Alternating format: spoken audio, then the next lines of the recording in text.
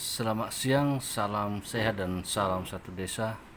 Di siang hari ini kita ketemu lagi khusus membahas jenis-jenis kegiatan terkait fokus dana desa untuk penguatan desa adaptif terhadap perubahan iklim.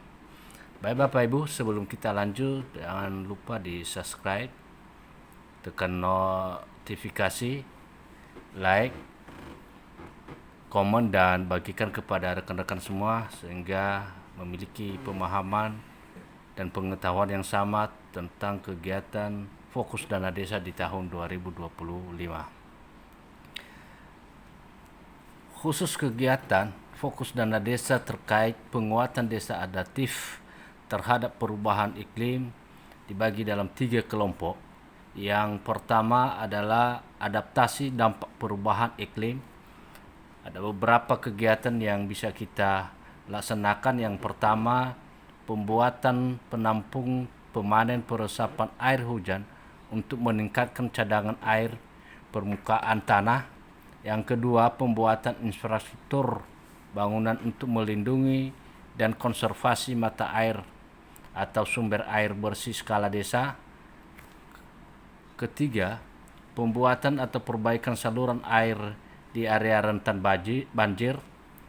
Keempat, penanaman pohon di lahan tandus yang merupakan wilayah desa. Kelima, pembuatan hutan bambu. Keenam, pemeliharaan daerah sekitar mata air dan danau skala desa. Ketujuh, pembuatan terasa sering. Kedelapan, pembangunan talut. Kesembilan, pelatihan tentang pengendalian kekeringan, banjir dan longsor. Kesepuluh, pembangunan atau pemeliharaan sistem pengelolaan air berkelanjutan seperti sumur resapan dan tadah hujan yang berskala desa.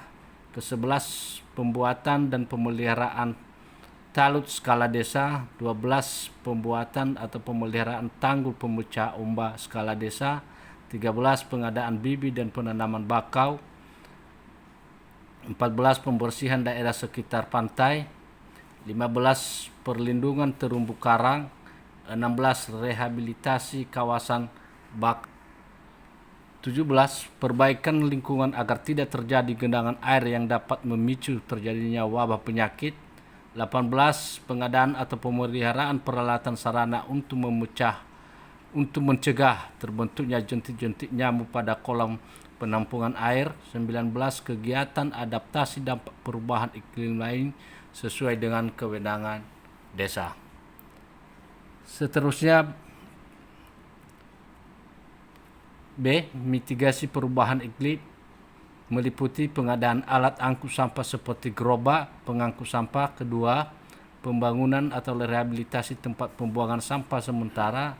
Ketiga, pengadaan alat untuk pemanfaatan sampah atau limbah, misalnya pembuatan pupuk organik, mesin caca, dan lain-lain. Keempat, penyediaan tempat sampah terpilah. Kelima, peralatan pembuatan kompos padat dan cair. Keenam, pengadaan peralatan pengolahan jerami padi.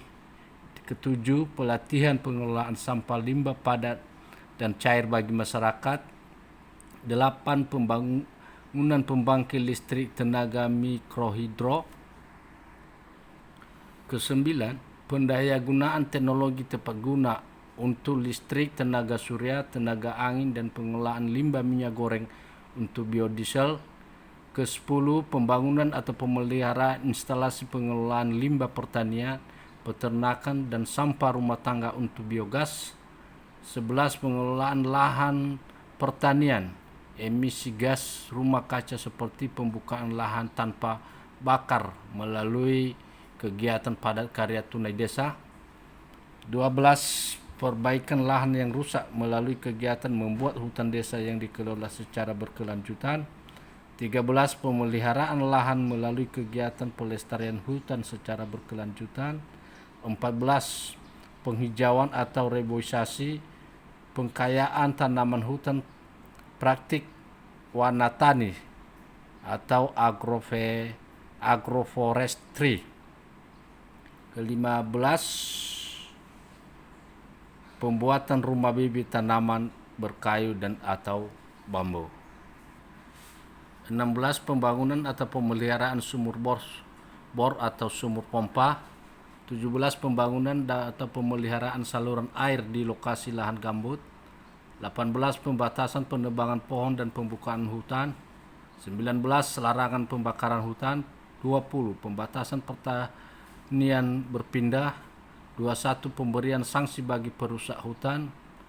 22, larangan pembuangan limbah pabrik atau limbah kimia di sungai atau di tanah di pemukiman. 23, sosialisasi emisi gas rumah kaca, dampak yang diakibatkan oleh perubahan iklim dan pendayagunaan teknologi tepat guna untuk energi baru terbarukan serta konservasi dan penghematan energi. 24, kegiatan mitigasi perubahan iklim lainnya sesuai dengan kewenangan desa.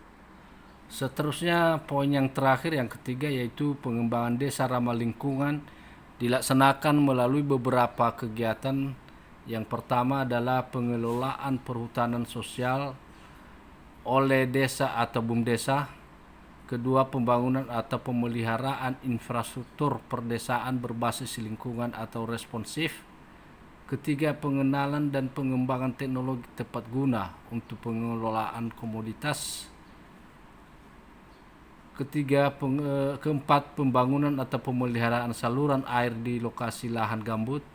Dan paling terakhir, kegiatan pengembangan desa ramah lingkungan lainnya sesuai dengan kewenangan desa. Jadi itu saja Bapak Ibu terkait fokus dana desa